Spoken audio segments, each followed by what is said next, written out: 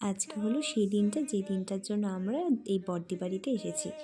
তো হাই সবাইকে, good morning. আজকে ব্লগটা সকাল থেকে শুরু করছি।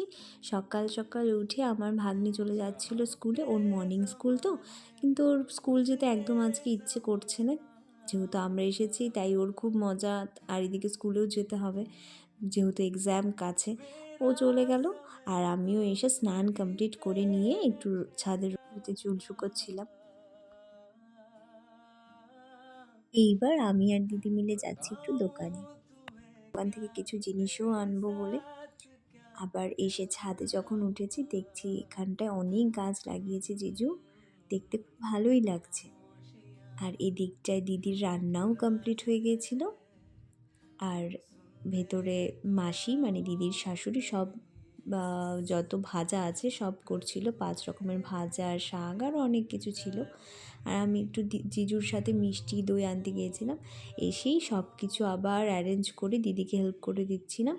এইবারে ওকে একে একে সবাই মিলে আশীর্বাদ দেবে। ও বসেও গেল, দেন দিদির শাশুড়ি সবাই আশীর্বাদ করেছিল ওকে। আর দিনটা খুব ভালো, খুব মজা করে কাটিয়েছিলাম। আর এই যে দেখতে পাচ্ছ আমার দিদির শাশুড়ি, উনি কিন্তু খুব মজাদার একজন মানুষ। আর এদিকে আমরা খাওয়া কমপ্লিট করে এবার আমরা বেরিয়ে যাব, একটু ঘুরবো। অনেক দিন পরে এলাম তো, তাই দিদি, আমি, জিজু সবাই মিলে গিয়েছিলাম, একটা টোটোতে করে গিয়েছিলাম। আর ওদের এই সাইডটাতে না অনেক বাগান, চা বাগান, অনেক কিছু আছে। আর এই যে গাছগুলো দেখতে পাচ্ছ, এই প্রত্যেকটা গাছে ময়ূর বসে বসে ডাকছিল, বাট দেখতে একটাও পাইনি, অন্ধকার হয়ে গেছিলো, আমাদের অনেক লেট হয়ে গেছিলো।